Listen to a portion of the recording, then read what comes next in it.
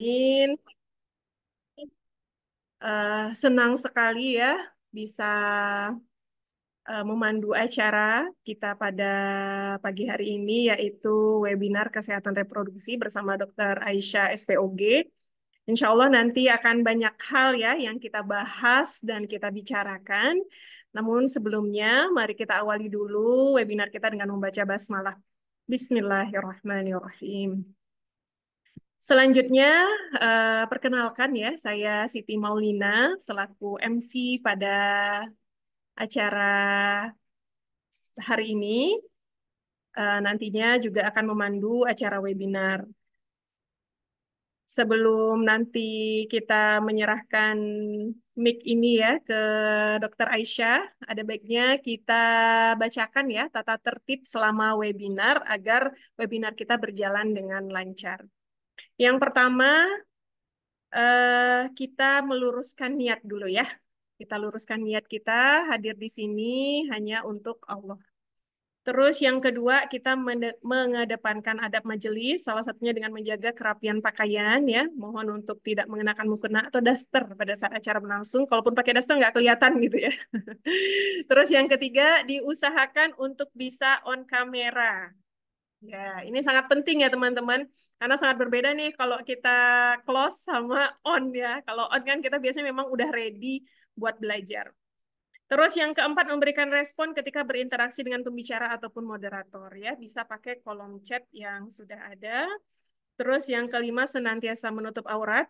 Nah, ini sangat penting karena juga webinar kita ini kita rekam dan nanti insya Allah akan di-upload atau diunggah di YouTube. Sehingga kita berharap tidak terlihat auratnya teman-teman nanti di rekaman juga ya. Terus yang keenam, peserta dimohon untuk masuk ke Zoom meeting 10 menit sebelum acara berlangsung. Alhamdulillah tadi ada beberapa yang sudah masuk. Alhamdulillah sekarang sudah 10 peserta ya, dua peserta, dua MC sama pembicara ya. Dan yang ketujuh, sangat disarankan untuk peserta dapat hadir secara live. Walaupun nanti ada rekaman, tetapi biasanya rekaman tinggallah rekaman ya teman-teman. Punya file banyak rekaman webinar, tapi meluangkan waktu untuk mendengarkan kembali biasanya butuh effort yang lebih besar. Maka dari itu ketika kita sudah punya niatan untuk hadir webinar pagi hari ini, maka diusahakan untuk bisa live, bisa fokus, dan bisa menyimak dengan serius. Sehingga ilmu yang ingin kita dapatkan bisa kita dapatkan. Iya, Alhamdulillah. Langsung aja ya teman-teman. Alhamdulillah di sini sudah ada Dokter Aisyah atau juga dikenal dengan Dokter Tari. Kita sapa dulu. Assalamualaikum Bu Dokter. Waalaikumsalam, Mbak Molly. Alhamdulillah senang sekali ya pagi ini bisa berbincang-bincang sama Bu Dokter.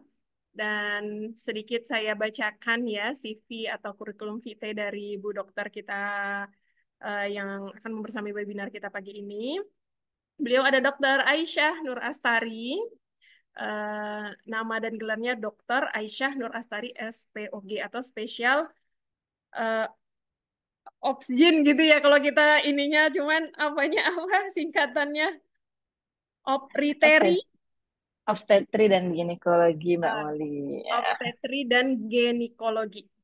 Iya, Terus beliau lahir di Surakarta 11 September 1990, agama beliau Islam. Beliau juga sudah menikah, sekarang berdomisili di Mantrijeron, Yogyakarta. Domisilinya di Jalan Cemara Gang Pisang, Condong Catur ya. Nah, kalau yang tadi Mantrijeron itu di eh, sesuai KTP ya. Oke, beliau juga ada di grup ya teman-teman. Nanti mungkin mau konsultasi lebih lanjut bisa menghubungi beliau atau mau dicatat nomornya boleh ya ini Bu Dokter. boleh Mbak Molly, Boleh di-share ya. silahkan. Nol delapan satu Boleh. satu dua enam lima sepuluh sepuluh. Wah, ini nomor cantik ini. 0811. Atau yang di grup aja nggak apa-apa, yang 0819 Oh, 04 yang 04 9782. ya itu nanti Heeh. kolek di grup aja ya. Itu ada Iya, nomor. colek di grup aja. Alhamdulillah beliau ini ya, baru saja menyelesaikan program pendidikan dokter spesialis di Universitas Gajah Mada tahun 2024 ini. Sebelumnya beliau mengambil S1 dan profesi juga di UGM, pendidikan dokter tahun 2014. SMA di Kota Pekanbaru, Riau, dan SMP di PB Sudirman ini di Solo ya. Oh, di Jakarta, Jakarta Oh, di Timur. Jakarta. Jakarta Timur. Pindah-pindah. Iya, Iya. pindah-pindah nih ya. SD dan SMP di Jakarta. Terus ada pendidikan non formal juga, non formal beliau di santri ya, santri di pesantren mahasiswi Darus Solihat Yogyakarta dan juga pernah mengikuti English course di Sleman Yogyakarta ILP ya. Riwayat pekerjaan beliau pernah menjadi kepala unit darurat di RSIY PDHI ya tahun 2018 sampai 2019. Pernah juga di RS Kia Sakinah Idaman, sebelumnya lagi di Puskesmas Delingo, juga pernah di RSPKU Muhammadiyah Bantul dan pernah menjadi asdos praktikum di FKUGM Departemen Biokimia. Beliau juga sangat aktif ya berorganisasi. Sekarang itu mengikuti Persatuan Opsjin ya Indonesia atau POGI Muda. Terus beliau juga bagian dari Ikatan Dokter Indonesia Sleman. Pernah juga sampai sekarang juga masih di Bulan Sabit Merah Indonesia ya sebagai koordinator BSMI cabang Sleman. Terus ketika di kampus beliau pernah di Senat mahasiswa FKUGM, terus juga di BEM FKUGM, di Kalam atau Keluarga Muslim Cendikia Medika FKUGM dan Medical Science Club atau MSC FKUGM.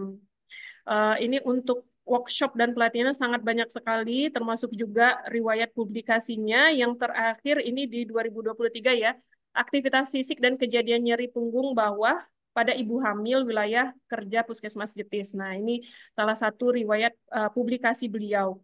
Kegiatan seminar juga sangat banyak dan ada penghargaan di tahun 2012 Tahfiz Quran Akhwat ya di Ma'had Ali bin Abi Thalib Universitas Muhammadiyah Yogyakarta sebagai juara satu. Masya Allah ya.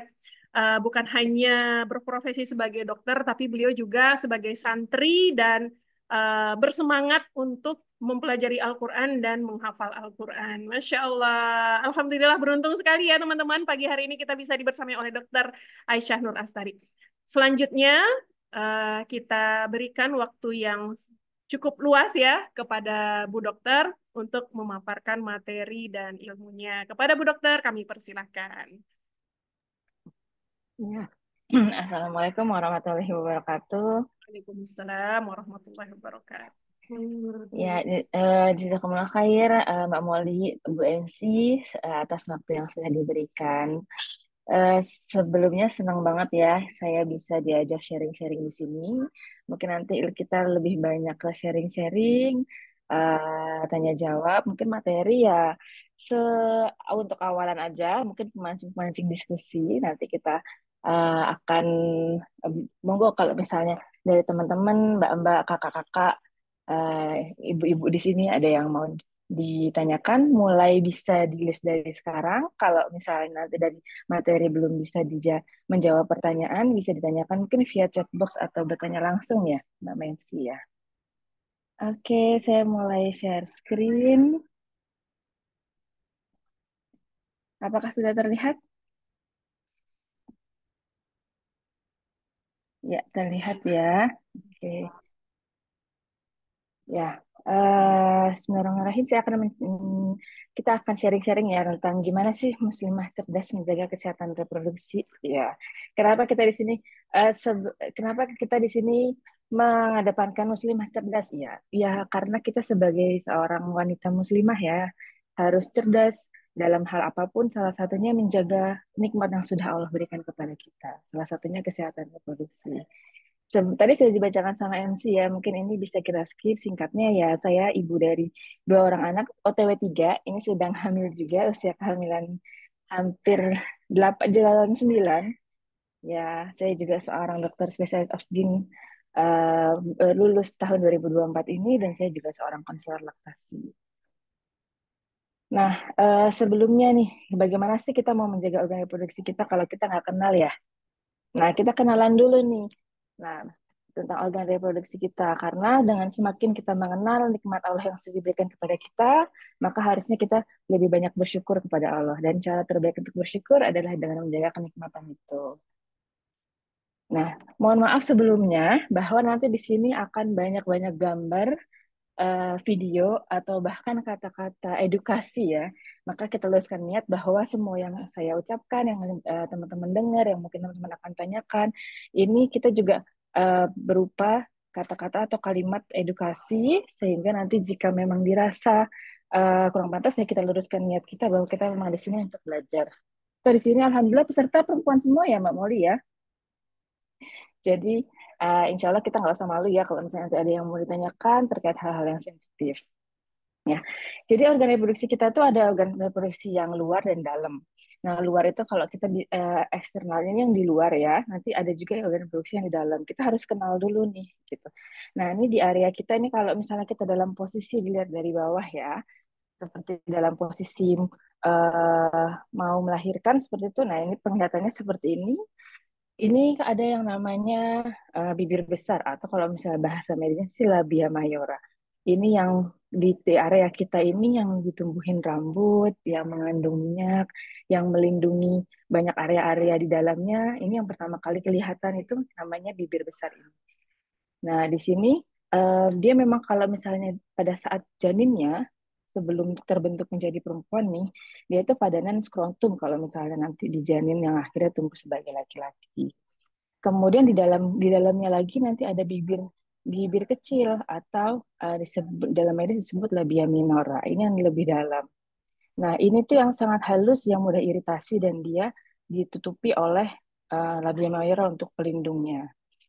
Terus kita juga kenal bahwa ada yang namanya tonjolan di atas labia minora. Jadi dia nanti biasanya menguncup ke atas ini berujung jadi klitoris namanya. Nah, ini tuh tonjolan yang sangat sensitif, isinya banyak sekali saraf dan dia juga merupakan organ seksual ya. Jadi kalau misal jadi dia yang akan mengalami ereksi dan gampang mengalami terstimulasi dalam proses atau aktivitas seksual.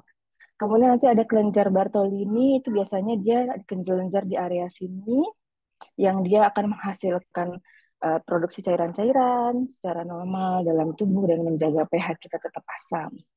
Terus di sini ada juga himen atau yang kita sering dengar dengan yang namanya selaput darah sebelum nanti akhirnya dia masuk ke dalam di dalamnya terdapat lubang vagina. Terus di sini juga ada uretra. Jadi ini yang membedakan kita ya. Jadi kita di sini punya tiga saluran keluar, yakni uretra, vagina, dan yang ketiga adalah anus. Uretra ini adalah tempat keluarnya pipis, yang vagina tempat keluarnya menstruasi kita, tempat keluarnya bayi, proses melahirkan, dan kemudian kalau anus tempat keluarnya BAB. Fungsi utamanya sebenarnya organ reproduksi eksternal ini adalah memungkinkan masuk dan keluarnya hal-hal yang masuk dalam tubuh organ reproduksi kita. Salah satunya adalah memungkinkan sperma masuk ke dalam tubuh. Kemudian dia juga akan melindungi organ reproduksi internal dari kuman yang berbahaya. Jadi memang kita tuh punya bakteri-bakteri baik ya di area kewanitaan kita, di mana bakteri baik ini nanti akan melindungi organ reproduksi kita, baik itu organ reproduksi yang dalam ataupun organ reproduksi yang di luar. Nah, bakteri ini jika dalam kondisi dan pH yang normal, dia akan melindungi kita dan ketika memang terjadi pergeseran asam, bisa jadi dia akan terganggu fungsi pelindungannya. Dan terakhir sebagai memfasilitasi aktivitas reproduksi dan seksual kita. Nah, itu tadi sudah bagian luar, sekarang kita kenal ke bagian dalam. Nah, ini bagian dalam organ reproduksi dalam kita ada rahim. Nah, rahim atau uterus ya, kalau bahasa medisnya kita biasa sebut dengan rahim. Nah, yang penting utama itu ada rahim dan di sini ada indung telur ya. Indung telur kita punya dua indung telur, kanan dan kiri. Di sini untuk menghubungkan antara indung telur yang di mana tempat keluarnya sel telur kita itu dihubungkan dengan suatu tabung yang kita sebut dengan tuba falopi. Kemudian nanti untuk menghubungkan dari rahim keluar ini vagina, ada yang namanya serviks atau mulut rahim. Mungkin kalau teman-teman pernah dengar kanker serviks atau kanker mulut rahim, nah itu tempatnya itu berawal dari sini. Nah, ini ya tampakan depan, kemudian eh ini tampakan sampingnya, sama ya seperti tadi bahwa jadi kita intinya punya 3 lubang. Dari ini yang uretra, di mana uretra ini tempat keluarnya pipis tadi, dia akan langsung masuk ke kandung kemih. Kemudian ini vagina, nanti dia akan menghubungkan ke rahim, dan di sini adalah anus untuk untuk saluran buang air besar. Nah, ini ya, nextnya. Ya, fungsi utama organ reproduksi internal kita ya untuk memfasilitasi terjadinya proses pembuahan sampai dengan kehamilan, di mana hamil itu terjadi di dalam rahim ya. Pertumbuhan bayi yang luar biasa sekali dari mulai kecil sampai besarnya, rahim ini dapat membesar sesuai dengan yang dibutuhkan tubuh. Kemudian jika memang tidak terjadi kehamilan, otomatis terjadi menstruasi dan juga produksi hormon dan pematangan sel telur. Ini yang luar biasa sekali bahwa kita tuh sel telur ovarium kita itu menghasilkan hormon-hormon yang hormon-hormonnya akan berkomunikasi dan mengirimkan sinyal-sinyal ke otak sehingga dia akan memproduksi dan berjalannya sesuai hormon kewanitaan kita untuk berjalannya siklus reproduksi kita. Seperti itu. Jadi ini berkomunikasinya dengan otak ya. Jadi sangat relevan sekali ketika terjadi sesuatu di otak atau secara kita dapat yang paling ringannya mungkin stres itu sangat mengganggu siklus menstruasi. Nah, karena memang komunikasi hormonnya itu tidak bisa kalau tidak lewat komunikasi dengan otak. Kemudian ini sedikit saya um, jelaskan mengenai proses terjadinya menstruasi. Ini video ya, saya putar sebentar. Jadi di sini ada sel telur yang dihasilkan oleh ovum atau ovarium tadi. Dia akan berjalan melalui tuba fallopi dan berjalan ke arah rahim. Sambil persiapan dia berjalan itu, dengan sebelumnya itu dinding rahim kita sudah menebal. Dinding rahim kita menebal untuk apa? Untuk persiapan jika nanti ternyata sel telurnya dibuahi dan akhirnya nanti menjadi bakal atau calon bayi. Nah, akhirnya di sini udah menebal dulu untuk persiapan menyambut kedatangan si bakal janin.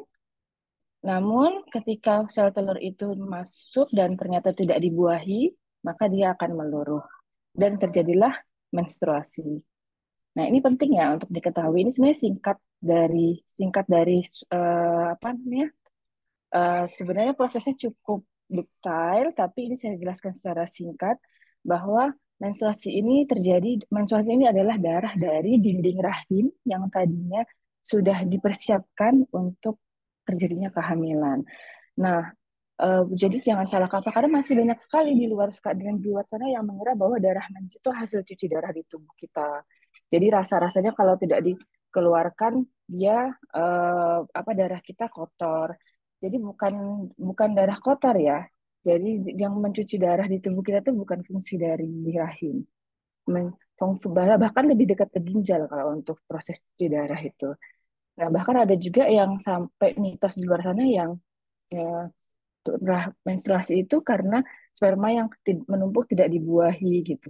Sehingga katanya kalau orang menopause tidak boleh berhubungan lagi karena nanti akan berbahaya. Tidak ya. Jadi memang murni bahwa darah menstruasi ini adalah dari dinding rahim yang meluruh karena tidak jadi terjadinya proses kehamilan.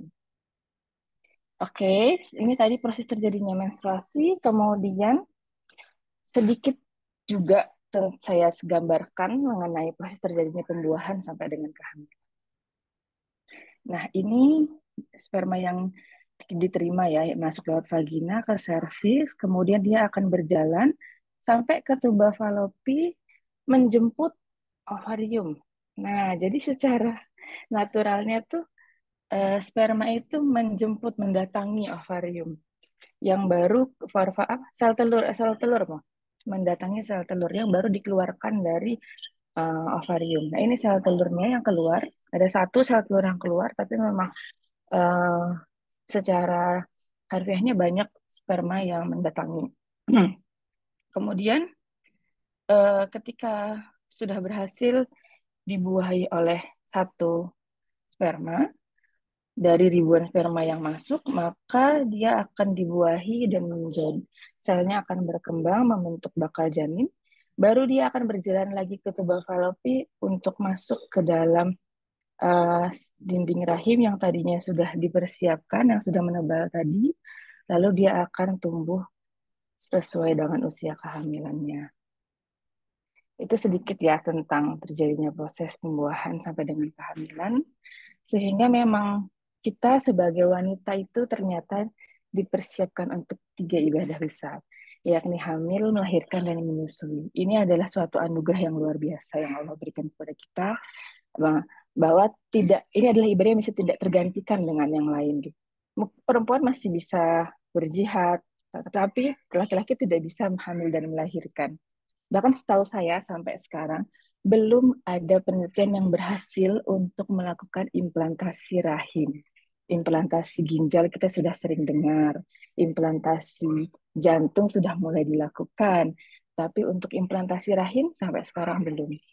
Pun ketika terjadi pembuahan yang kita pernah dengar, mungkin teman-teman pernah dengar yang namanya bayi tabung, itu nanti ketika dia sudah menjadi janin pun tetap harus disuntikkan ke dalam rahim untuk tempat hidupnya.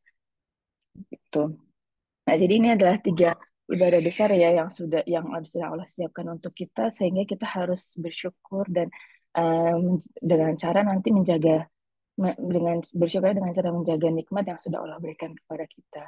Sehingga dari seluruh apa yang baru sedikit nih yang sudah kita kenal tentang saluran reproduksi ini, kita lihat bahwa uh, sungguh banyak ya kebesaran Allah yang diciptakan kepada kita, dari mulai rahim itu sendiri, bagaimana produksi hormon sampai dengan bayi bisa tumbuh di sana, dan semua hal mengenai baru sebaru kecil bagian tubuh kita yakni organ reproduksi itu sudah terdapat tanda-tanda kebesaran Allah yang luar biasa, sehingga sebaik dan itu akan diambil oleh kita orang-orang yang banyak bersyukur dan bersabar. Ya, terus bagaimana sih cara kita bersyukur ya? Salah satunya adalah cara bersyukur yang terbaik menurut saya adalah dengan cara merawat nikmat yang telah Allah berikan. Nah, bagaimana sih menjaga kesehatan reproduksi? Kita akan bahas satu-satu. Yang utama dan pertama adalah menjalankan pola hidup sehat. Gimana sih, kenapa gitu ya? Kenapa kalau menjalankan pola hidup sehat secara umum itu bisa menjaga saluran reproduksi? Ngaruh nggak sih? Ngaruh banget sebenarnya. Jadi menjaga kesehatan reproduksi itu nggak cuma perkara menjaga kebersihan organ yang di bawah perut, nggak gitu. Tapi diawali dari menjaga pola hidup sehat. Nah, gimana sih bisa berpengaruhnya? Bisa kita bahas satu-satu ya. Yang pertama, rutin melakukan olahraga atau aktivitas fisik. Jadi healthy lifestyle ya. Kenapa sih bisa gitu? Karena olahraga itu yang banyak kita tahu ya. Fungsi dari olahraga melancarkan peredaran darah. Nah, ketika peredaran darah lancar, metabolisme baik, itu bisa membuat regulasi hormon dalam tubuh kita itu baik. Nah, itulah kenapa salah satunya orang-orang yang dengan sindrom polikistik atau mungkin yang mensnya terganggu karena sindrom polikistik itu biasanya orang-orang yang eh, obesitas atau mempunyai sindrom metabolik seperti itu. Nah, terus em, bahan dasar dari hormon itu sebenarnya adalah kolesterol, bahan dasar dari hormon kewanitaan kita. Jadi bisa kita bayangkan ketika kalau produksi lemak kita itu akan berbeda meningkat, dia akan sangat mengganggu regulasi hormon kewanitaan kita. Terus konsumsi makanan sehat ini penting ya. Sekarang sudah banyak sekali junk food. Nah, itu perlu kita bijak ya, saya nggak bilang menghindari karena memang saya paham bahwa di zaman sekarang susah untuk menghindari junk food, tapi kita harus bijak. Kita harus bisa memilah makanan yang sehat untuk kita dan makanan uh, yang baik kita konsumsi. Nah, eh, apa seperti sayur-sayuran dan buah-buahan itu kan akan memberikan antioksidan. Nah, itu akan membantu untuk proses regulasi hormon berjalan baik. Kebutuhan cairan tubuh ini penting ya karena 80% tubuh kita itu dari cairan yang yakni darah. Jadi dengan peredaran darah yang lancar, kebutuhan cairan tercukupi itu akan membantu regulasi hormon kewanitaan kita. Mengelola stres. Nah, ini mungkin dari kita semua sudah pernah mengalami yang namanya ketika terjadi stres secara berlebihan, baik itu secara psikis ataupun fisik, itu mungkin ada yang mempengaruhi kalau stres jadi mensnya banyak atau mungkin mensnya jadi memanjang.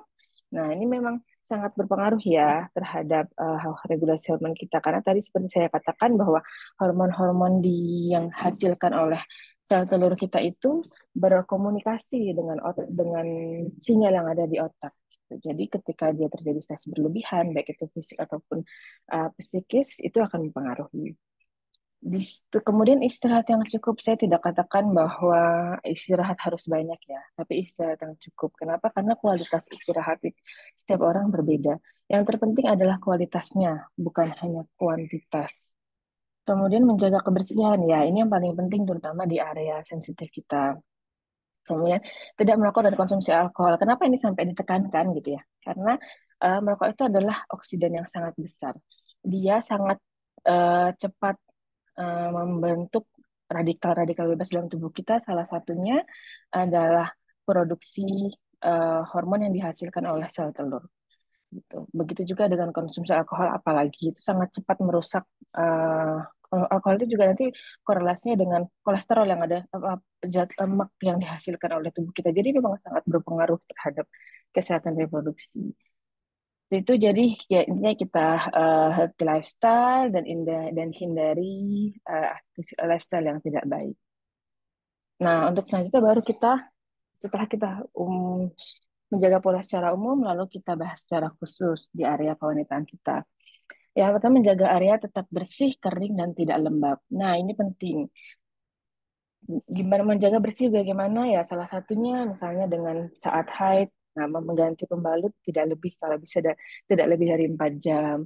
Kemudian kering dan tidak lembab mungkin setelah buang air kecil, sebaiknya dilap dengan handuk atau tisu agar tetap kering. Nah, karena ketika lembab itu dia akan cenderung mengganggu pH ya. Makanya kadang-kadang dengan kondisi yang lembab sering terjadi keputihan. Kemudian celana dalam terbuat dari bahan yang eh, lembut, kemudian tidak terlalu yang menyerap keringat, dan kalau bisa digantinya lebih sering. Jika memang kita sudah merasa itu lembab dan kotor, sebaiknya diganti. Kemudian kita juga harus tahu nih apa namanya jadwal haid kita. Jadi dari mulai berapa lama kita haid biasanya, terus habis itu siklusnya berapa panjang, kemudian banyaknya. Kemudian terus setelah buang air kecil, untuk membersihkan itu sebaiknya dilakukan dari depan ke belakang. Karena ketika dari belakang ke depan, itu khawatirnya ada bakteri-bakteri dari area belakang yang nanti akan terbawa ke depan. Nah, padahal ada bakteri di belakang itu biasanya bakteri yang lebih bukan bakteri baik ya, sedangkan di area depan kita ini atau area yang eh, area fagi kewanitaan kita itu mempunyai flora normal sendiri atau bakteri baik sendiri untuk eh, menjaga kesehatan dan dan eh, apa keseimbangan pH-nya. Terus bijak dalam menggunakan toilet umum. Nah, kenapa saya katakan bijak? Karena seperti ini. Jadi memang toilet umum seperti toilet duduk gitu ya. Nah, itu memang rentan untuk terjadinya penularan infeksi.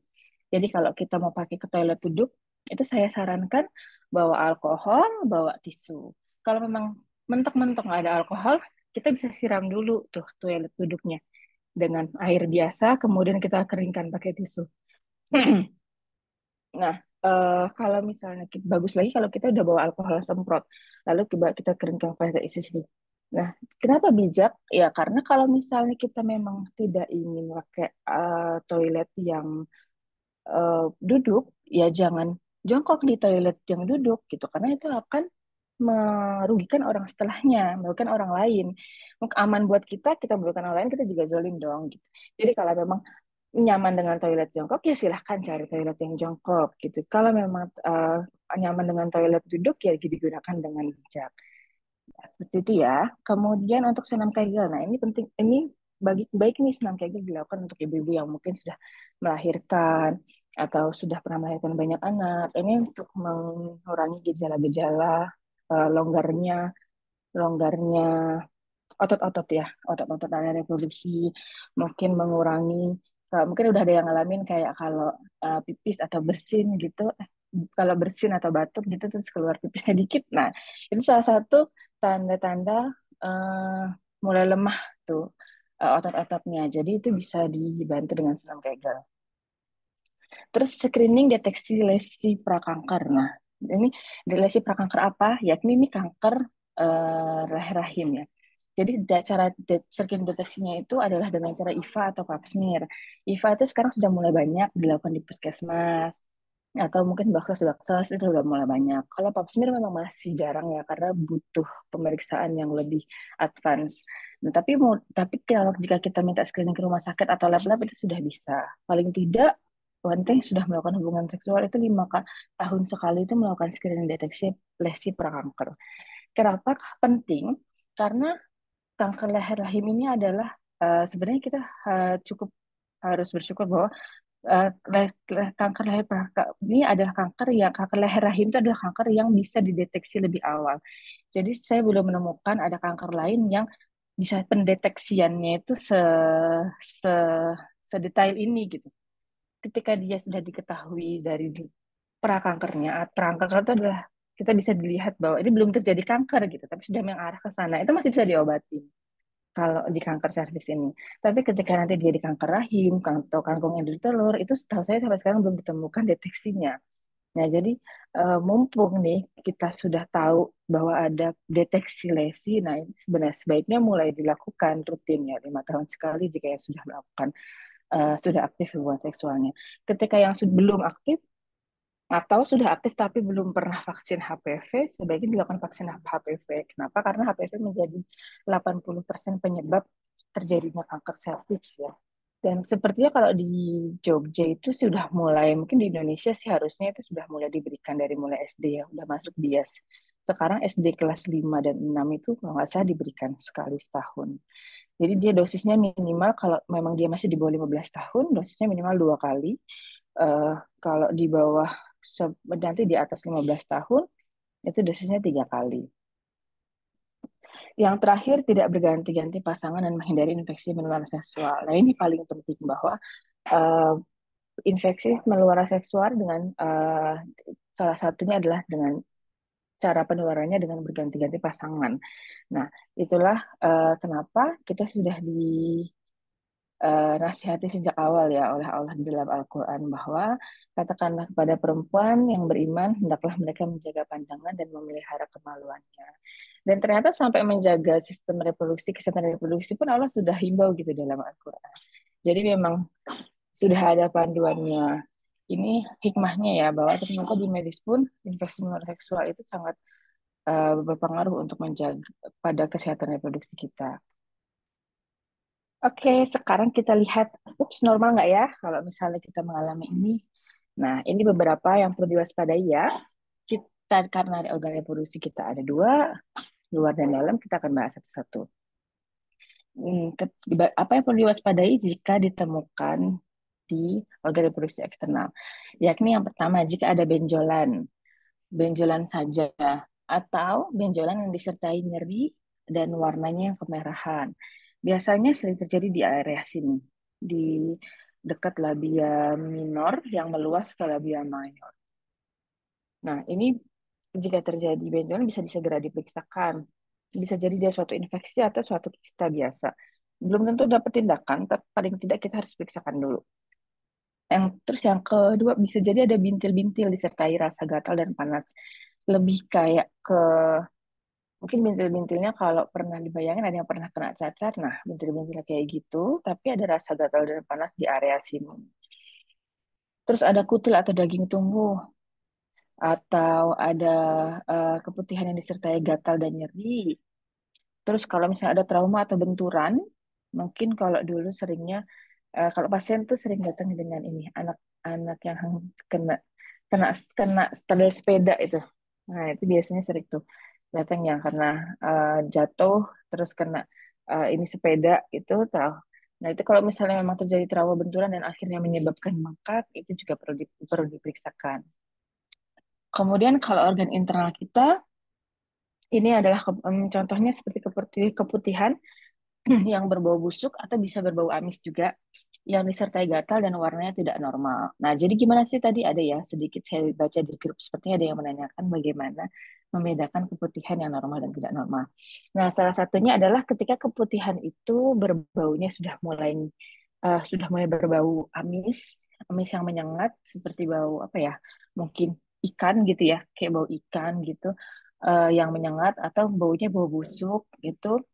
Terus dia disertai gatal sama warnanya nggak normal. Warna yang normal tuh apa? Warna yang normal tuh kalau bening dan putih, putih kayak putih susu itu masih normal. Tapi kalau sudah mulai warnanya kehijauan, terus kuning kecoklatan gitu, nah itu sudah mulai harus berarti sudah mulai harus diwaspadai. Terus ketika terjadi perdarahan di luar siklus menstruasi atau menstruasinya banyak dan lama. Itu tadi mengapa penting saya bilang sebelumnya bahwa kita harus tahu siklus kita, berapa lama kita biasanya menstruasi, berapa siklus durasinya dari mulai menstruasi kita sekarang ke berikutnya. Dan sebaiknya pemantauannya itu kita ambil rata-rata 3 bulan terakhir. Jadi kalau misalnya baru saya mundur nih gitu, tapi baru sekali dalam satu siklus itu masih bisa kita observasi dulu sampai 3 bulan. Jika 3 bulan berturut-turut atau 6 bulan tapi tidak berturut-turut itu mulai terjadi perdarahan di luar siklus menstruasi atau menstruasi yang banyak ini baru kita periksakan. Karena kadang-kadang kalau cuma sekali dua kali bisa jadi tadi dari stres, dari aktivitas fisik yang mungkin berlebihan itu sangat mempengaruhi pada ketika terjadinya sekali dua kali belum sampai 3 kali siklus. Kemudian perdarahan setelah berhubungan suami istri. Nah, ini ketika sudah biasa berhubungan, kecuali kalau kayak mungkin pengantin baru gitu ya, baru berhubungan kemudian keluar darah. Nah, itu mungkin dari hasil dari robeknya selaput darah. Dan biasanya cuma sekali dua kali awal, itu enggak masalah. Tapi kalau sudah sering nih gitu ya, udah berapa tahun usia tahun pernikahan udah lama, terus tiba-tiba terjadi perdarahan setelah berhubungan, itu juga perlu diperiksakan. Kemudian perut membesar dengan terasa ada benjolan.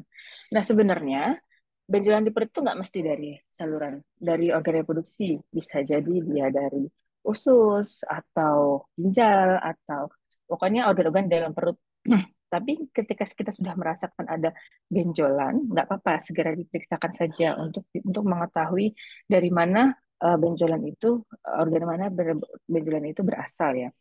Nah, apa namanya eh organ ya benjolannya ini lebih biasanya tuh konsistensinya lebih ke keras terus perutnya membesar gitu ya, bukan karena lemak ya. Kalau misalnya kita buncit karena lemak kan kerasanya tuh masih empuk-empuk gitu ya. Nah, ini lebih ke kalau misalnya dia mulai keras terus biasanya orang-orang tuh mulai aware kalau dia tidur tengkurap. Nah, kalau dia tidur tengkurap terus mulai ada yang mengganjal itu biasanya udah mulai aware kalau itu ada benjolan.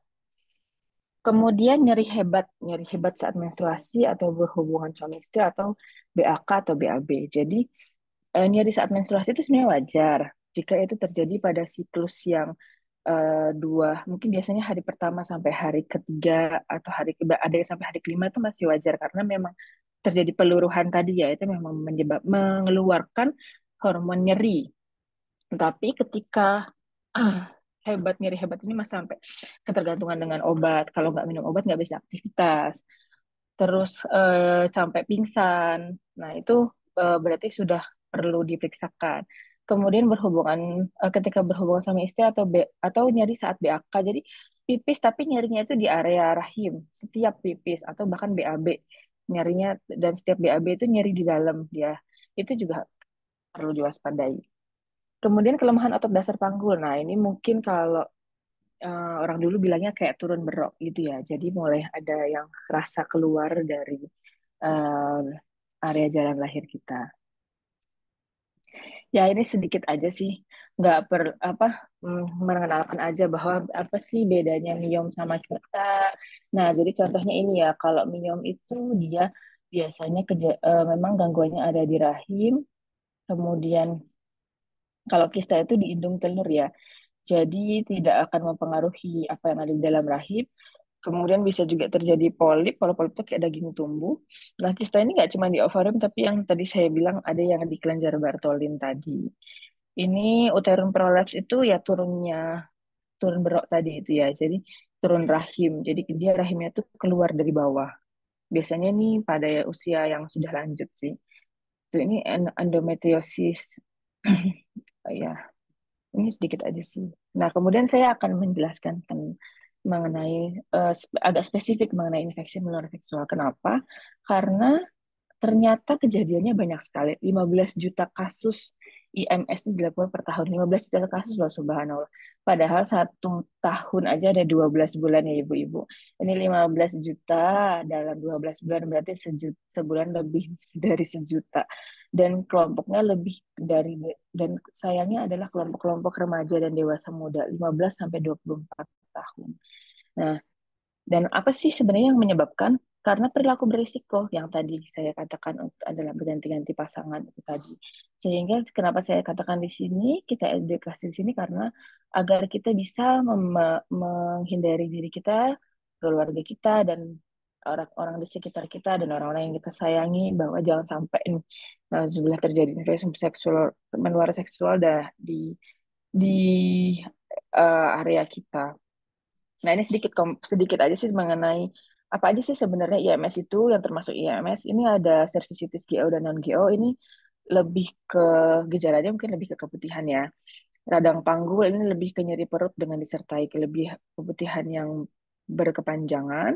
Sifilis itu kelihatan kayak luka di area kelamin, bisa juga ada kutil sampai terjadinya herpes. Herpes genitalis itu mungkin kalau yang kayak cacar, terjadi cacar di area situ. Dan apa sih sebenarnya komplikasinya? Komplikasi terfatal itu sebenarnya bisa terjadi HIV/AIDS. Kemudian bisa bahkan sampai terjadi kanker rahim, kanker leher rahim, kanker serviks tadi. Terus ketika dia nanti pun hamil, dia akan menjadi komplikasi selama kehamilan, dia akan cukup bisa membahayakan bayinya. Nah, sehingga saya sedikit ulangi lagi bahwa kita sebagai wanita dari yang semua sudah kita pelajari tadi, ada sebuah hadis ya. Seorang wanita selalu menjaga sholat 5 waktu, berpuasa di bulan Ramadan, menjaga kemaluannya dari perbuatan zina dan taat pada suaminya, maka dikatakan pada wanita tersebut, masuklah ke pintu surga dari mana saja yang kamu suka. Dan kira-kira kalau masuk ke pintu surga susah atau gampang sih? Pasti susah ya. Jadi sholat menjaga kemaluan itu termasuk salah satu dari ibadah-ibadah yang penuh perjuangan sebetulnya. Nah, mungkin nggak hanya kita, tapi juga untuk teman-teman kita, untuk area sekitar kita, mungkin harus kita jaga sama-sama agar area yang sudah agar apa yang sudah Allah kasih ke kita ini berupa saluran reproduksi sebagai wanita ini dapat kita jaga dengan baik sehingga kita dapat melakukan amanah yang baik juga yang sudah Allah titipkan kepada kita, yakni hamil, melahirkan, dan sebagainya. Ya, segitu dulu mungkin dari saya. Ibu-ibu, terima kasih atas atensinya. Mungkin kalau misalnya ada yang mau didiskusikan, silahkan. Saya kembalikan ke MC. Mbak Nah, Molly, mau nggak? Alhamdulillah. Jazakillah khairan kasiran, Bu Aisyah, Bu Dokter ya, Masya Allah. Ini ya teman-teman ya, mereview kembali. Mungkin yang pernah belajar dulu di bangku sekolah ya tentang sistem reproduksi. Kali ini kita refresh kembali dan nggak cuman bicara tentang sistem, tetapi bagaimana apa yang kita pelajari ini dikaitkan dengan peraturan atau syariatnya Allah gitu ya, dengan menjaga kemaluan tadi. Masya Allah. Nah, kita masih ada waktu ya di sini. Silahkan bagi teman-teman yang ingin berdiskusi dengan Bu Dokter, boleh langsung open mic-nya atau via chat, boleh juga.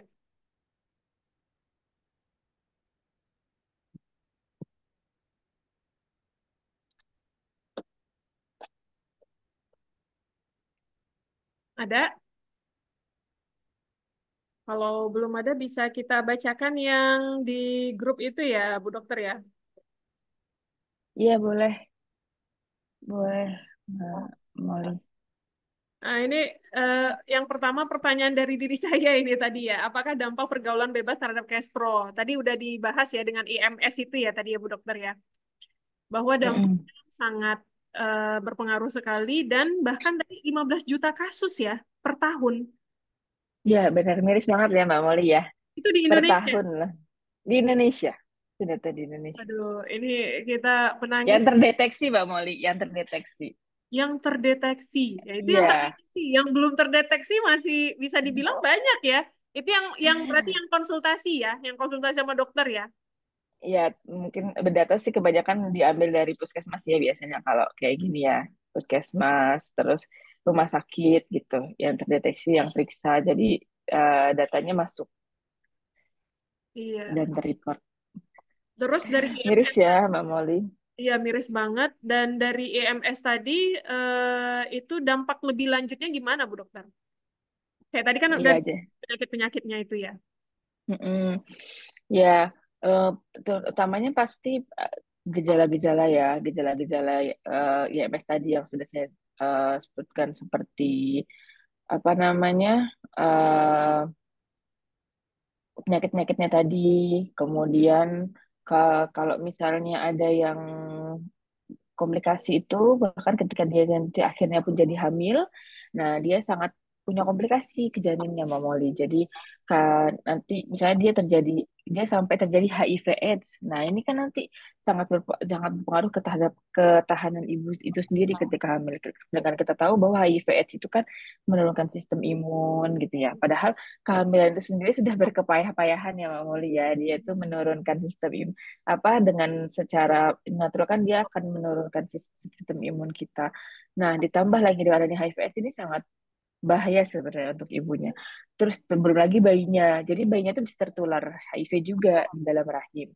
Jadi jadi sangat sangat berdosa ya kita tuh kayak menurunkan penyakit karena naudzubillahnya gitu. Jadi bayi nggak tahu apa-apa nanti keluar-keluar bisa terkena HIV karena mungkin ibunya punya perilaku beresiko gitu. Terus yang kejadian buat ibu sendiri mungkin bisa terjadi sampai terjadi kematian ya ketika sudah terjadi AIDS-nya.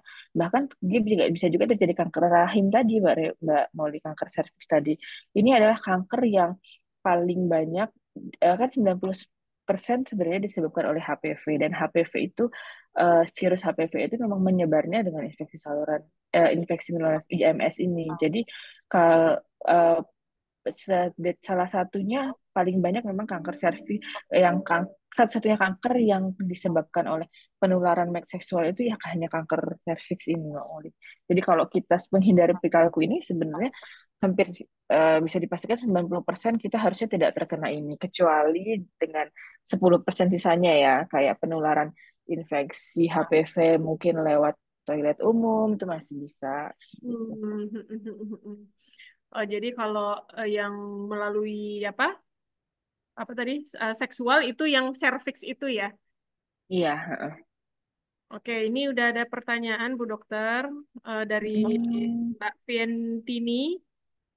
Jazakillah khair dokter atas materinya. Izin bertanya, apakah ada treatment khusus untuk menghilangkan kista ovarium? Apakah bisa hamil normal jika memiliki dua kista ovarium? Bagaimana kiat-kiatnya? Oh iya. Nah, jadi sebenarnya ini bahasan tersendiri sebenarnya, tapi sedikit saya gambarkan secara umum aja ya. Jadi kan kalau kita ovarium itu memang kalau gambarannya seperti yang gambar tadi, dia biasanya dia adanya tuh di ovariumnya di luar rahim gitu. Ukurannya bisa beda-beda. Nah, kena kena apa treatmentnya? Aku treatment untuk kista ovarium itu sebenarnya banyak faktor. Yang pertama ukuran ada batasan tertentu kapan sebenarnya kisah ovarium itu harus segera diangkat gitu ya untuk kistanya. Terus dan juga ada gambaran USG tertentu yang membuat kista ini misalnya dari gambaran USG ini kok ada ke arah keganasan. Nah, ini tuh berarti harus segera diangkat untuk apa? Untuk kita cek benar nggak sih ke arah keganasan. Dan itu ada prosentasinya dari USG itu. Nah, kita jadi memang tetap harus diperiksakan. Kalaupun ternyata dia yang gimana sih yang kira-kira nggak perlu treatment, di kista ovarium yang kecil dan tidak mengganggu. Tidak mengganggu di sini maksudnya Dia jadi ada juga jenis kista yang dia membuat apa namanya, nama kistanya itu lebih, nama kista itu kista coklat. Jadi dia yang membuat jadi susah untuk punya anak, susah untuk apa program hamil gitu. Nah, itu nanti ada batasan-batasannya ketika bisa dicoba untuk diangkat kistanya itu untuk bisa dilakukan program hamil agar tidak mengganggu dalam proses Hmm, kehamilannya. Jadi kalau misalnya ditanya gimana apakah masih bisa hamil normal, bisa banget, tapi memang tergantung jenis kistanya kista apa. Jadi memang saya sarankan Mbak Ventini nanti bisa diskusi atau konsultasi dengan SPOG. oke. Terima kasih Bu Dokter. Selanjutnya dari Mbak Wiwin. Mohon maaf, izin bertanya, jika menstruasi tidak normal setiap bulan, sekitar 6 sampai 7 bulan sekali, bagaimana? Tips apa yang perlu dilakukan? Oh iya, iya Bu Wiwin, terima kasih sudah join. Jadi kalau misalnya menstruasi memanjang itu kita perlu lihat dulu yang pertama usia. Ketika dia masih awal sebelum dia menarke itu menstruasi pertama kali ya. Masih beberapa tahun sebelum, masih mungkin masih belum stabil nih untuk hormonnya, dia mungkin masih bisa normal untuk memanjang kayak gitu. Jadi bisa terjadi 2 sampai 3 bulan sekali, bahkan sampai 6 bulan sekali. Itu karena dia masih fase-fase pematangan hormon. Yang kedua, usia juga kalau dia sudah menjelang menopause. Jadi kalau menjelang menopause tuh dia mulai mulai kalau sekarang sebenarnya start menopause itu kan sekitar 45 sampai 55 ya. Jadi sekitar mulai udah 40-an ke atas itu sudah mulai memanjang menstruasinya, ya diobservasi dulu. Kadang-kadang itu memang fase dari menopause. Tapi bagaimana kalau dia masih dalam proses usia reproduksi gitu ya, mungkin sekitar 23 sampai 39 tahun, yaitu kita perlu cari penyebabnya dulu.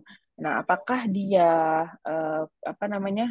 Menstruasi memanjang itu, menstruasi yang jarang itu karena sindrom polikistik atau jadi hormon yang tadi tidak apa sel ovarinya tidak matang-matang itu di sindrom polikistik. Nah, nanti di sindrom polikistik kita harus cari penyebabnya. Apakah bisa diregulasi dulu, dicoba dengan olahraga, penurunan berat badan. Nah, kalau misalnya masih nanti bisa diregulasi dulu dengan hormon. Kalau misalnya dengan hormon nanti regulasi dengan hormon pun bertahap. Kita nanti mengalami intinya dicari penyebabnya dulu kenapa. Nanti kalau memang itu penyebabnya bukan dari struktur itu misalnya kayak kista gitu-gitu ya, itu mungkin kemungkinan besar dari hormon, nanti akan bisa dilakukan terapi hormon. Dan terapi hormon pun nanti kita lihat targetnya. Kalau dari usia reproduksi itu apakah dia sudah menikah. Kalau sudah menikah kan berarti apakah ada target punya anak atau tidak. Nah, apakah apa namanya eh, dia eh, belum menikah sehingga memang targetnya untuk meregulasi mensnya gitu. Jadi nanti tergantung personal sih, itu banyak faktornya. Bisa Hmm. diperiksakan juga Bu kalau memang mengganggu. Tapi kalau misalnya sudah fase-fase umur-umur sekitar ke arah menopause, mungkin diobservasi dulu aja, mungkin emang sudah mengarah ke sana gitu. Oh gitu ya. Ya nanti dicek dulu ya ini ya, Bu Wiwin usianya berapa ya mengalami masa mens yang lama ini. Oke, terima kasih Bu Dokter. Selanjutnya ini ada dari Mbak Faliha. Dulu saya sebelum menikah mens tidak teratur, durasi lama dan siklus cepat, dan kata orang-orang setelah menikah bisa jadi teratur dan normal. Sekarang saya alhamdulillah sudah menikah, tapi masih kejadian beberapa kali mens tidak teratur seperti dulu. Apakah lebih baik menunggu 3 siklus abnormal seperti kata dokter baru diperiksakan ke Oh SP? iya. Mm-mm. Terima kasih Mbak Faliha. Memang benar sih, kebanyakan setelah menikah, bukan setelah menikah sih lebih tepatnya. Eh, setelah melahirkan itu organ reproduksi, hormon reproduksi itu kayak di restart ulang gitu loh. Nah, itulah masya Allahnya ya sebenarnya. Jadi ketika kita sudah sampai kepada fase, jadi bukan menikahnya turn point-nya. Jadi turn point-nya itu adalah melahirkan. Kalau menikah atau tidak menikah itu sebenarnya tidak terlalu, tidak belum ya. Saya belum pernah membaca sih ada perubahan regulasi setelah menikah, maksudnya faktor apa gitu. Nah, sedangkan kalau menyusui, melahirkan itu memang karena kita hormon itu kayak kenapa kayak di riset ulang karena dia kan kita hamil 9 bulan gitu ya. Terus setelah hamil itu nanti kita melahirkan itu tuh benar-benar siklus ideal hormon normal apa naturalnya perempuan gitu. Jadi ketika kita sudah melahirkan tuh kayak di restart ulang. Jadi lebih ke sudah melahirkannya ya dia nanti sudah uh, kejadian teratur. Nah, kalau Mbak Faliha punya mens yang tidak teratur, durasinya lama tapi siklusnya cepat, ini siklus cepat itu dilihat dulu siklus cepat itu berapa lama dihitung. Kalau misalnya dia 20 masih sekitar 22 sampai 35 hari, itu mungkin dua-dua itu memang cepat sih. Memang kerasa cepat ya, maksudnya 22 hari itu memang siklus yang tercepat, tapi dia masih dalam rentang normal, 22 sampai 35 hari, dan itu di rata-rata 3 bulan berturut-turut. Nah, jika nanti memang masih masih ternyata kurang dari dua-dua nih Mbak Faliha gitu ya. Nah, terus udah 3 siklus berturut-turut. Iya benar, kenapa menunggu 3 siklus? Karena kita perlu tahu rata-rata 3 siklus dulu. Nah, kalau memang 3 siklus abnormal, baru diperiksakan. Iya, kalau misalnya kurang dari 3 siklus, kita masih bisa observasi dulu. Atau 6 bulan, 6 siklus, tapi dia normal nggak normal gitu tapi 6 siklus bukan cuma 3 siklus gitu. Kalau yang 3 siklus yang kalau berturut-turut baru nanti diperiksain boleh. Nanti juga ini Mbak Farika kan sudah menikah jadi targetnya nanti berbeda Mbak Fariha untuk orang yang sudah menikah atau belum menikah dengan siklus yang pendek atau sangat panjang itu gitu. Oke, Alhamdulillah. Yang di chat udah ya, udah semua. Yang mau langsung bertanya boleh. Oh Saya ini boleh Mbak Moli Isna. Mbak Isna. Iya, Ya silakan. Ya silahkan. Oh iya Mbak Isna. gimana? Saya dulu? Ya ini Mbak Isna dulu ya. Oh iya, terima kasih waktunya Mbak Moli. Mm-mm. Assalamualaikum dokter. Saya Isna dok. Saya penyintas breast cancer. Waalaikumsalam. Jadi setelah kemo 2 kali itu kan siklus mens itu lama terhenti ya dok ya.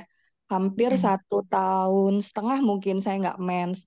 Nah terus pertama kali mens lagi itu saya hampir 1 bulan dok. Hampir satu Mm. bulan. Nah, itu saya lapor ke home saya, memang langsung diminta ke onkolog, ginekolog gitu ya, Dok ya. Nah, waktu Mm-mm. itu sudah dicek kemungkinannya adenomiosis ya, adenomiosis. Mm. Nah, terus saya dikasih obat dulu tuh, Dok, 7 hari. Kalau 7 hari itu berhenti, kalau 7 hari nggak berhenti baru balik lagi. Tapi alhamdulillah di hari ke-7 itu setelah 1 bulan berhenti, alhamdulillah. Nah, setelah itu 23 hari kemudian saya mens lagi dan itu juga walaupun 1 bulan itu dia nggak banyak sih dok, kayak flek-flek gitu aja gitu. Dan terus setelah Mm. 23 hari yang 15 harinya itu juga sama, nggak sampai yang banjir-banjir gimana. Terus saya sempat sharing sama temen yang adenomiosis juga, katanya kalau itu sampai yang ganti-ganti pembalutnya tuh udah pokoknya banyak banget Mm. gitu. Dan setelah yang 23 hari itu saya lama nggak mens juga, 50 harian lah kalau nggak salah saya hitung. Terus saya mens lagi juga sedikit gitu 3 hari, terus apa hilang timbul aja kayak flek gitu. Nah, apakah itu Mm. memang betul mengarah ke adenomiosis? Karena saya belum kontrol lagi dok ke onkolog ginekolog itu. Kalau misalnya berhenti saya memang diminta kontrolnya 3 sampai 4 bulan kemudian gitu. Itu Mm. yang pertama. Terus yang kedua, waktu bulan Januari saya evaluasi 6 bulanan itu kan salah satunya harus USG abdomen ya dok ya.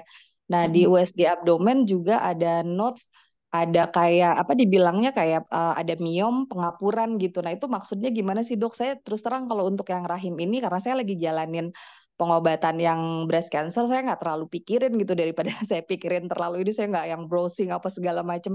Lebih enak kalau Mm. ketemu dokternya langsung ya saya tanya gitu. Tapi kalau untuk terus cari-cari nanti jadi parno sendiri juga saya nggak mau gitu. Jadi apa Mm. pagi ini alhamdulillah bisa bisa tanya langsung sama dokter sebelum saya konsul untuk yang berikutnya. Itu aja mungkin dokter. Terima kasih. Assalamualaikum warahmatullahi wabarakatuh.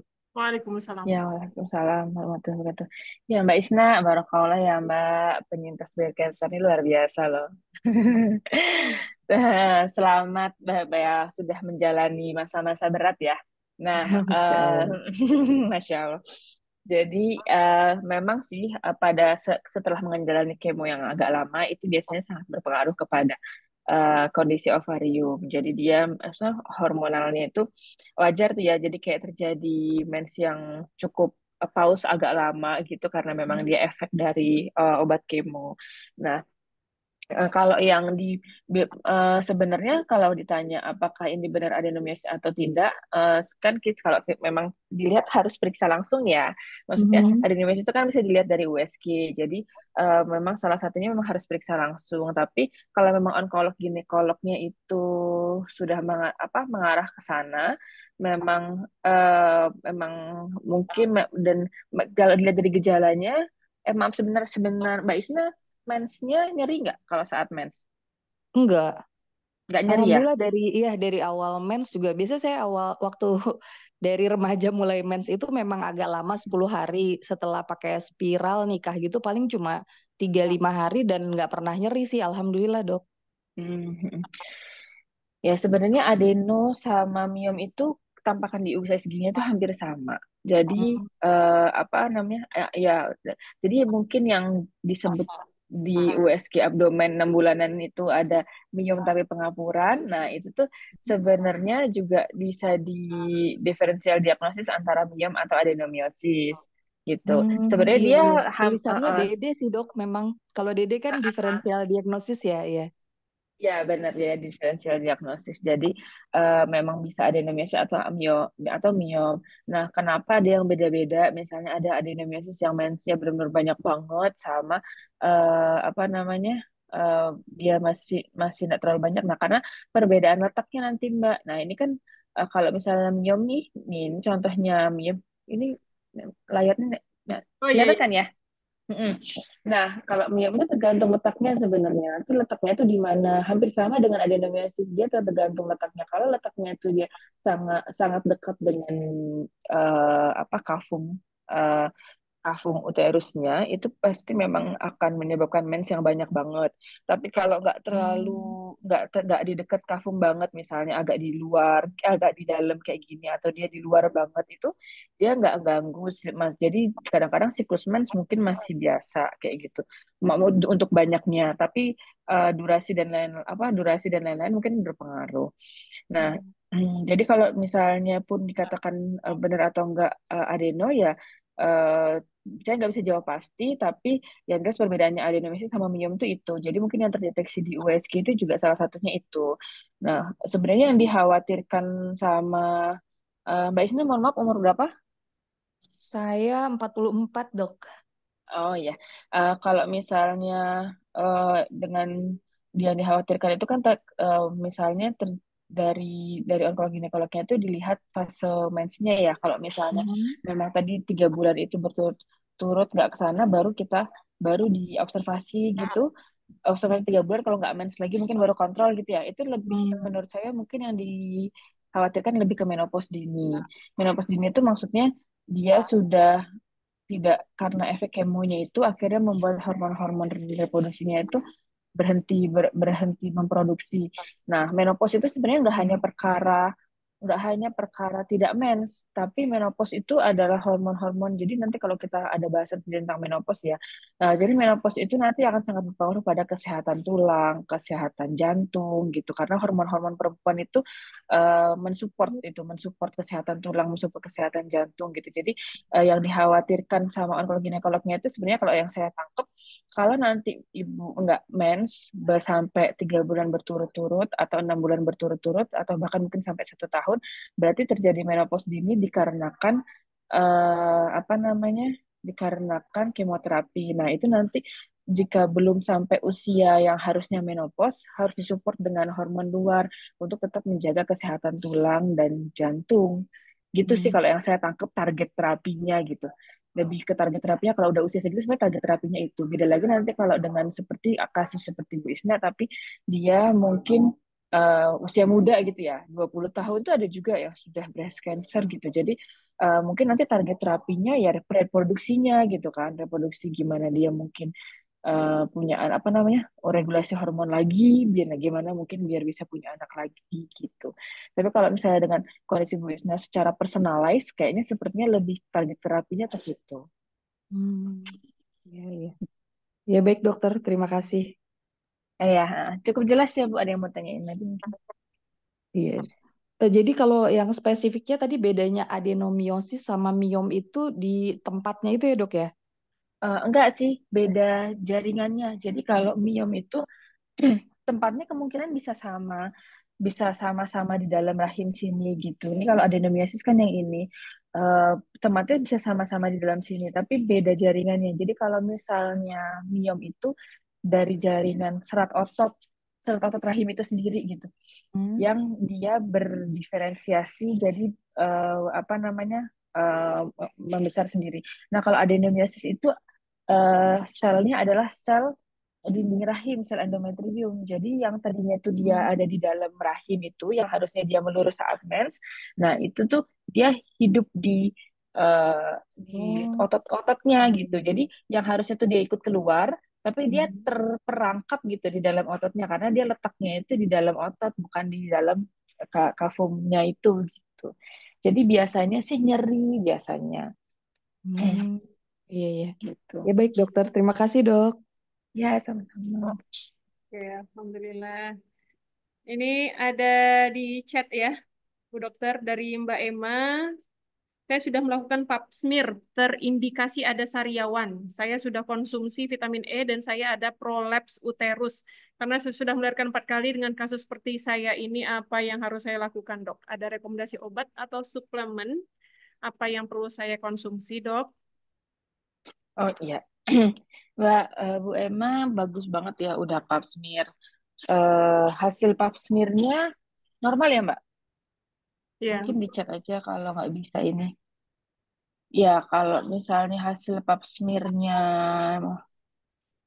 normal, sebenarnya rutin. Iya dok normal. Oke. Ya kalau hasil pap smearnya normal, sebenarnya udah bagus dilakukan pap smear. Jadi rutin pap smear aja lanjutin 5 tahun sekali. Konsumsi vitamin E bagus untuk antioksidan. Terus kalau untuk prolapsnya, ya memang wajar ya. Kalau udah prolaps ini sebenarnya grade berapa? Kalau misalnya masih grade ringan, kalau masih kalau sangat terganggu, sebenarnya ada namanya cincin untuk bisa masang biar dia tetap di atas gitu dan itu perlu dipasang dengan dokter. Tapi kalau misalnya dia tidak terlalu mengganggu, maksudnya nggak turun banget dan tidak terlalu mengganggu gitu, bisa dilakukan senam Kegel rutin setiap hari. Setiap hari 3 sampai 5 kali siklus, 3 sampai 5 kali siklus, satu siklusnya dilakukan 8 kali.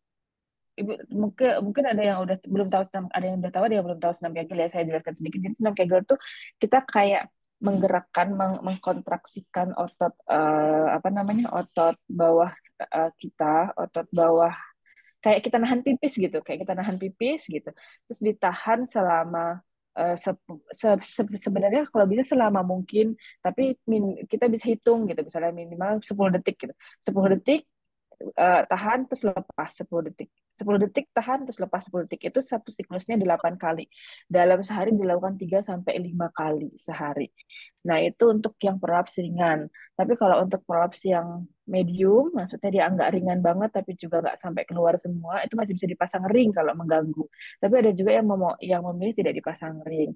Kalau sudah sangat mengganggu sampai keluar ya mau nggak mau kadang-kadang memang harus operasi karena itu yang biasanya mengganggu aktivitas dan nanti bisa komplikasi sampai ke ikut turunnya saluran kemih dan saluran BAB juga gitu.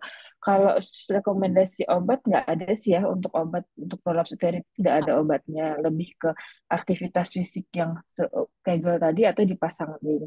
Kalau suplemen ya vitamin E, vitamin D itu hanya untuk antioksidan tapi jujur tidak terlalu membantu, tapi dia bisa mengurangi apa namanya efek-efek yang oksidasi yang lain kayak gitu. Kalau pap smearnya selama pap smearnya normal, insya Allah eh, nggak masalah untuk tetap dipantau. Jadi tidak harus diangkat memang itu jika memang tidak tidak tidak yang berat-berat. Hmm.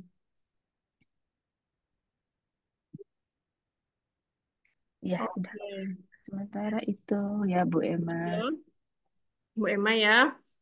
Eh, oh ya, terima kasih dokter. Ini dari kalau yang di grup itu, ini udah disebut sih tadi ya, udah disampaikan oleh Bu Dokter. Bagaimana cara yang paling tepat untuk membersihkan Miss V? Kenapa ada waktu Miss V tersebut gatal dan juga tidak gatal?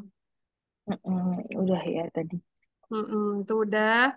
Terus juga berbahaya atau tidak sudah juga ya, keputihan yang berbahaya atau tidak. Terus apa saja faktor yang mempengaruhi perubahan lama durasi menstruasi juga sudah tadi ya. Pada Mm-mm. wanita pasca melahirkan. Tadi udah belum ya? Mempengaruhi perubahan lama durasi.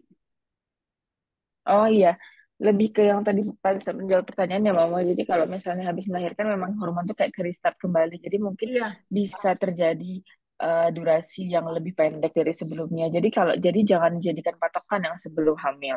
Bisa jadi memang terjadi siklus yang berbeda nanti setelah hamil itu. Tapi selama dia masih normal, masa siklusnya masih 22 sampai 35, terus durasinya nggak lebih dari 14 hari, itu masih baik gitu, Oh. masih bisa dikonfirmasi. Apakah setelah masa nifas selesai selama 40 hari jeda seminggu bisa langsung haid? Bisa. Jadi memang ketika nifas sudah selesai, itu apa namanya 40 hari itu nanti belum itu tidak ada hubungan, itu nanti sudah selesai gitu ya nifasnya. Nah, itu memang beda-beda setiap wanita. Jadi ada yang bisa sampai eh, apa ada yang bisa terjadi mens lagi dalam waktu cepat. Ada juga yang mensnya mungkin masih 3 bulan lagi apa 6 bulan lagi kayak gitu karena dia memang masih menyusui. Nah apalagi kalau dia tidak menyusui, kalau dia tidak menyusui mungkin menstruasinya memang bisa lebih cepat. Nah nanti dari mulai siklus seminggu itu patokannya adalah siklus berikutnya lagi gitu. Jadi jangan dilihat dari selesai nifas ke Hmm. mensnya, tapi lebih ke apa namanya dari bukan selesai nifas ke mensnya tapi lebih ke dari menstruasinya itu nanti ke siklus berikutnya. Oke. Ini dari Dokter Faldila, mengapa ada yang mens sakit banget, ada yang nggak sakit? Bagaimana cara mengatasi mood swing saat mens? Nah, kalau ada yang sakit banget dan nggak sakit tadi ya kalau misalnya kalau nyeri itu memang wajar, tapi biasanya nyerinya itu di haid antara ke haid saat hari pertama sampai hari ketiga bahkan ada yang sampai hari kelima. Yang wajar yang seperti apa yang nggak terlalu mengganggu siklus menstruasi, ya nggak terlalu mengganggu aktivitas sehari-hari. Maksudnya mungkin tidak sampai ketergantungan dengan obat, nggak sampai pingsan, nggak sampai keringat dingin berlebihan gitu. Tapi kalau misalnya udah sampai nyeri banget, tidak bisa diganggu, tidak bisa beraktivitas dan tergantung dengan obat, itu harus diperiksakan karena mungkin ada indikasi ke arah apa namanya, dia indikasi ke arah adenomiosis atau endometriosis. Ya, ya. Oke, Alhamdulillah. Ini pertanyaannya sudah belum ada lagi ya? Atau dari teman-teman mau ada yang bertanya langsung atau via chat? Silahkan ya, kita manfaatkan kesempatan ini.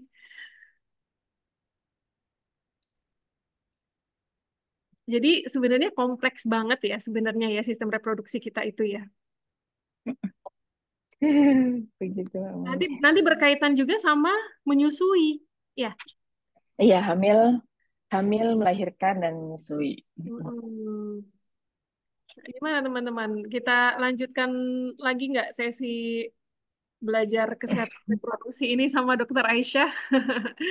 Nanti silahkan ini ya komen di grup. Bisa jadi nanti kalau banyak yang request kita adakan ya Dokter Aisyah ya kelas. Nah lanjut kata Bu Dwi. diadakan kelas tersendiri karena memang sangat kompleks ya teman-teman. Ini baru permukaannya, baru yang sifatnya umum yang harus diketahui oleh para wanita. Tadi sudah kita dengar beberapa istilah yang mungkin kita nggak ngerti juga ya apa gitu kan. Nah, itu bisa perdalam ya teman-teman supaya benar-benar bisa dicegah kalau itu nanti bisa mengakibatkan penyakit. Dan penyakit itu ternyata bisa juga ditularkan ya. Tadi ya kayak ibu hamil yang kena HIV bisa eh, anak yang dikandung juga bisa nanti kalau akhirnya HIV gitu. Nah, jadi bukan Mm-mm. hanya untuk kesehatan kita gitu ya Bu Dokter ya, tapi juga keturunan kita ke depannya. Iya, benar banget. Assalamualaikum Bu Dokter. Waalaikumsalam. Mah nih, ada yang bertanya Bu Dokter. Izin bertanya jazakillah khair sebelumnya materinya Masya Allah. Izin bertanya Bu Dokter. Waktu itu sempat konsultasi ke SPOG yang ada di sini gitu kan. Kemudian beliau itu karena haidnya nggak teratur akhirnya diberikan obat hormon gitu ya. Obat hormon selama 3 bulan kayak gitu kan. Untuk apa namanya untuk menebalkan dinding rahim. Karena setiap haid itu darahnya memang nggak banyak kayak gitu ya. Kadang hari ketiga itu darahnya udah berhenti jadi sisanya tinggal flek aja. Nah, yang ingin saya tanyakan, nah memang setelah diberikan obat hormon itu deras banget gitu ya, deras banget kalau misalnya haid itu sampai ke tembus-tembus gitu ganti pembalut sehari bisa sampai 5 atau 6 kali kayak gitu kan. Apa namanya itu saking banyaknya gitu dari situ. Terus yang saya tanyakan apakah apa namanya ada pengaruh dari tipis atau tebalnya dinding rahim dengan menempelnya sel telur gitu, sel telur yang sudah katanya nih kalau misalnya dinding rahimnya terlalu tipis, sel telur yang sudah dibuahinya nggak akan bisa nempel katanya begitu. Nah itu yang ingin saya tanyakan dok, tebal atau tipisnya dinding rahim itu berpengaruhkah gitu dengan nempel atau tidak menempelnya si apa namanya sel telur yang sudah dibuahi itu. Itu Mm-mm. mungkin. Oke. Jazakillah khair sebelumnya. Mohon maaf belum bisa on cam, cucu. Ya, oh iya, siap. Nonton. Nggih. Tapi Ustaz. menyimak. Mm-mm. Eh, Oke. Iya, sebenarnya kalau misalnya eh, mene- menebalnya dinding rahim itu nanti, masya Allah ya memang Allah dan sembilan itu kan ketika siklus sehari-hari tidak tidak belum terbuat ya. Memang tadi kalau kita lihat dari video tadi, ketika nanti dia sudah apa namanya menebal, ketika dia mempersiapkan untuk siklus menstruasi itu dia memang menebal dulu nih dinding rahimnya gitu, menebal dinding rahimnya atau mempersiapkan implantasi gitu. Nah, tapi sebenarnya belum tentu juga ketika dia sudah apa namanya dia sudah sebenarnya bisa jadi gimana ya kalau dibilang apakah pasti berpengaruh atau tidak itu tergantung gitu tergantung bagaimana nanti proses kehamilan itu terjadi gitu jadi bukan berarti misalnya nggak hamil-hamil karena mungkin dindingnya tipis itu nah jadi karena kemungkinan akan banyak faktor gitu jadi uh, nanti ketika memang dia sudah hamil, sudah terbuahi, itu biasanya juga ada hormon-hormon lain yang mensupport jadi nanti kalau dia sudah kalau memang dia harus meluruh karena tidak terbuahi ya nanti dia meluruh gitu. Tapi kalau misalnya ternyata nanti dia eh, hamil itu nanti ada hormon lain yang akhirnya bekerja sama mensupport untuk dinding itu semakin tebal sebenarnya gitu. Ya gitu. Jadi bukan berarti juga ketika terus tipis banget nanti dia akan susah untuk hamil nggak mesti. Jadi itu banyak faktor untuk penyebab susah hamil itu nggak cuman nggak karena tipisnya dinding rahim aja. Nah, itu kalau kondisi yang tipis saat menstruasi itu kan saat menstruasi gitu. Terus ini dokternya mungkin ngasih obat untuk penebalan dinding ini mungkin dengan target terapi lain. Mungkin lebih ke meregulasi dulu siklus mensnya atau mungkin mau dengan menebalnya apa pemberian hormon ini kan efeknya nggak cuma penebalan dinding rahimnya tapi Mm-mm. juga pematangan sel telur gitu. Mm-mm. Jadi kadang-kadang ada yang apa namanya karena dia ini mungkin dianggap pematangan sel telurnya kurang itu juga bisa menyebabkan sulit untuk dia bisa terbuahi. Nah, jadi Jadi makanya dia mungkin untuk pematangan sel telur, kembali rahim, jadi mungkin multifaktor sih, makanya dilakukan program itu. Tapi biasanya nanti kalau udah 3 bulan program, nanti diobservasi tanpa obat biasanya gitu. Jadi nanti dengan, kalau itu kan hormon dari luar tuh kayak cuman stimulus aja gitu. Mm-mm. Harapannya nanti setelah 3 bulan terapi itu, nanti tanpa obat dia udah baik dia sendiri gitu dengan Iya. siklus yang dia. Nah, terus baru mungkin nanti untuk program gitu. Masalahnya setelah berhenti obat itu, apa namanya, siklusnya kembali ke awal. Jadinya Oh gitu. nggak teratur lagi. Iya, kalau pas makanya saya takut gimana ya, maksudnya kalau pakai khawatir ketergantungan dengan obat kayak gitu kan, akhirnya saya stop programnya kayak gitu kan. Kemudian ya memang akhirnya kembali ke siklus awal yang tidak teratur siklusnya gitu kan. Tapi masih dalam batas normal yang tadi dokter sebutkan, 24 sampai 35 hari itu masih seperti itu. Cuman ya kadang 24 siklusnya, kadang 28, kadang 30 kayak gitu. Tapi ya itu akhirnya kembali lagi ke nggak benar kalau pas dikasih obat itu, apa nama obatnya ya, saya tuh lupa. Apa obatnya tuh itu memang pas di tanggal, misalnya tanggal sekian ya pasti dapatnya tanggal sekian gitu selama 3 bulan berturut-turut itu. Kira-kira ada Iya, iya. tips atau misalnya apa gitu, Mangga? Baru itu target terapinya untuk meregulasi mens aja atau untuk hamil? Ke hamil. Kalau untuk hamil sebenarnya nanti konsultasinya lebih rinci sih. Jadi kita kalau Mm-mm. untuk meregulasi mens aja mungkin kita bisa pakai obat yang sama. Tapi kalau misalnya nanti untuk hamil disarankan targetnya nanti, karena dengan meregulasi sistem hormon itu nanti dia obatnya kan otomatis dia meregulasi sistem hormon ya. Nah, dia ada efek efek ke arah pencegahan kehamilannya, juga ada efek KB-nya meskipun tidak Mm. bertujuan untuk KB sebenarnya. Jadi Mm-mm, selama minum mm-mm, obat itu tuh pasti ada mensnya gitu. Pasti ada mm-mm, mensnya gitu kalau minum obat itu. Jadi otomatis dia jadi ada efek KB meskipun tujuan awal itu sebenarnya nggak untuk KB gitu. Tapi nanti kalau untuk program untuk hamil ya sebenarnya karena target terapinya berbeda, jadi terapinya tuh agak sedikit divariasikan gitu. Nah, mm. monggo nanti Mbak Lulu apa main japri-japri aja. Soalnya saya kayaknya itu agak lebih ribet untuk dijelaskan Iya, secara siap. umum. Nanti Mm-mm. sambil kita koordinasi mungkin eh, second opinion ke dokter yang periksa Lulu juga, yang Mm-mm, mm-mm. periksa Mbak Lulu juga. Jazakillah khair, Bu Iya, Dokter. yakin. Alhamdulillah. Iya, gitu ya teman-teman ya. Ada yang bisa dijawab langsung, ada yang memang perlu penggalian data lebih lanjut ya, supaya nanti penanganannya tepat. Oke, selanjutnya ada lagi yang mau bertanya? Silahkan.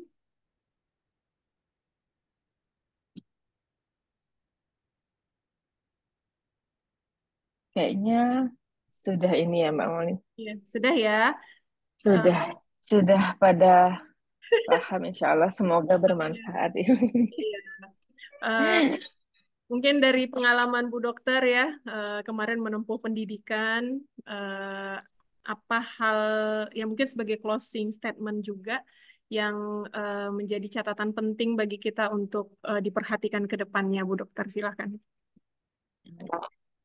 Ya, jadi dari sedikit yang tadi kita jelasin ya, mungkin teman-teman juga udah pernah baca-baca atau searching atau mungkin masih ingat dengan pernah dapat materinya gitu. Ini bahwa ternyata sangat erat ya kaitannya apa namanya menjaga sistem reproduksi kita dengan kehidupan kita sehari-hari ya, akhlak, terus apa namanya menjaga diri seperti itu. Jadi dan utamanya kita sebagai perempuan yang punya amanah besar nih ya, amanah tiga besar ini, akhirnya menyusui ini harapannya bisa menjadi apa bisa menjadi cara kita beribadah gitu ya, cara kita beribadah untuk mendapatkan bekal-bekal sebelum di hari akhir nanti gitu. Jadi dari eh, cara kita menjaga diri, cara kita menjaga tubuh, cara kita menjaga organ reproduksi, bahkan healthy lifestyle yang kita lakukan gitu, Jangan cuman jangan cuman berpatok pada agar kita sehat di dunia, tapi juga untuk berniat untuk menjaga amanah yang sudah Allah titipkan. Itu jadi kita bisa menjalani ini semua itu dengan ibadah, atau bahkan bagi yang mungkin eh, diberikan apa namanya diberikan nikmat atau ujian lain yang mungkin belum bisa hamil atau melahirkan atau menyusui.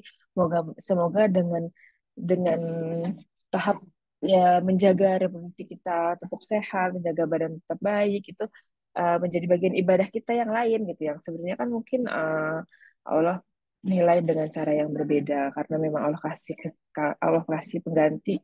Mungkin ada yang diuji dengan sakit sehingga tidak bisa hamil dan melahirkan, tapi dengan kita bisa menjaga organ kita, menjaga nikmat yang Allah berikan, itu semoga menjadi amal tersendiri untuk kita.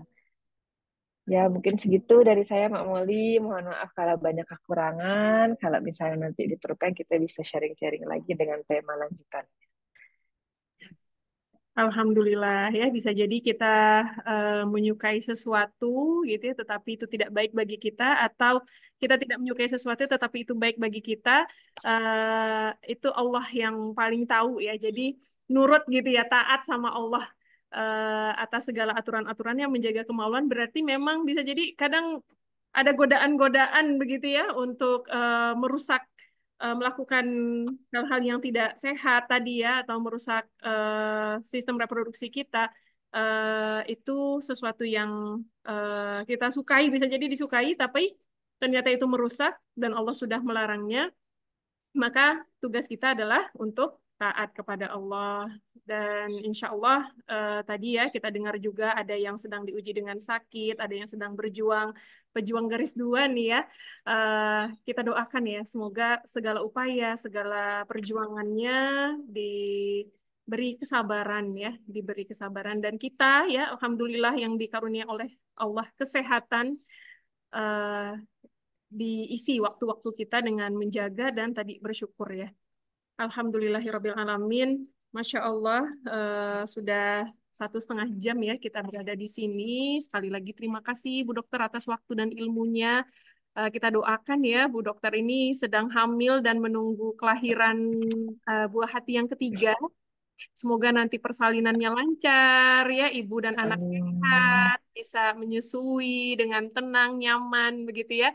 Dan tentunya kita semua yang ada di sini ya, kita berharap yang belajar tentang sistem reproduksi ini bisa terus menjaga karunia Allah. Dan kalau saya sih berharapnya ilmu yang sudah didapat nggak berhenti di sini ya teman-teman. Nanti teman-teman bisa share hikmah ataupun insight yang didapat dari sesi kita kali ini ke teman-teman yang lain. Insya Allah itu akan sangat berguna, khususnya bagi generasi-generasi muda ya, yang mungkin hanya berpikirnya instan atau berpikirnya yang enak-enak aja gitu. Ternyata dampaknya sangat luar biasa sampai nanti ketika punya keturunan. Nah, baiklah, insya Allah kita cukupkan ya sesi webinar pada siang hari ini dengan sama-sama membaca doa penutup majelis. Subhanakallahumma wa bihamdika asyhadu alla ilaha illa anta astaghfiruka wa atubu ilaik. Terima kasih teman-teman sudah menyimak. Saya akhiri. Wabillahi taufik wal hidayah. Wassalamualaikum warahmatullahi wabarakatuh. Waalaikumsalam warahmatullahi Waalaikumsalam wabarakatuh. Jazakillah khair, Cici Mali, Bu Dokter Aisyah. Wajazakillah khair. Ustaz dulu. Amin, Kapan amin. main ke Sama-sama. Jogja?